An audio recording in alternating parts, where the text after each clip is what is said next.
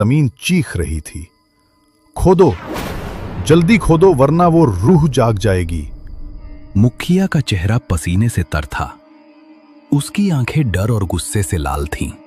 उसने रामू और श्याम को इशारा किया और दोनों ने कुदाल उठाकर जमीन खोदना शुरू किया। मिट्टी सूखी थी, लेकिन हर कुदाल के साथ एक अजीब सी गंध उठ रही थी, सड़ांध, जैसे कोई मरा हुआ जीव वहां दफन हो। हवा अब और तेज हो गई, नीम के पत्ते सरसराने लगे। रामू और श्याम के चेहरे पर डर साफ झलक रहा था।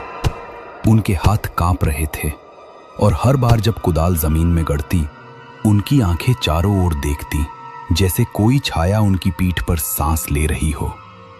अचानक कुदाल किसी सख्त चीज से टकराई। एक ठनक की आवाज गूंजी और सबके दिल थक से रह गए। रामू ने कुदाल फेंक दी और पीछे हट गया। श्याम ने मशाल पास की और मिट्टी के बीच कुछ दिखा। एक कपड़े में लिपटा हुआ मिट्टी का पुतला। उसका आकार छोटा था, लेकिन उसकी बनावट ऐसी थी जैसे कोई इंसान की नकल हो। पुतले के सिर पर लता के काले बाल चिपके थे और उसका शरीर लता के पुराने दुपट्टे में लिपटा था। सबसे डरावना था उसका गला, एक काला धागा जिसके बीच में लाल मोती टंगा था, जैसे खून का कतरा। और पुतले की छाती पर किसी ने कोयले से लिखा था, तेरा सुख मेरी प्यास। ये क्या है? ये सावित्री का काम है। उस चुड़ैल ने मेरे घर को बर्बाद कर दिया। ये सिर्फ जादू नहीं है, ये रूह का बंधन है। जिसने ये बनाया उसने अपनी आत्मा का टुकड़ा इसमें डाला है। अगर इसे जलाया नहीं गया तो ये तुम्हारे घर को खा जाएगा मुखिया जी। जला दो इसे। आज इस अभिशाप को खत्म करो।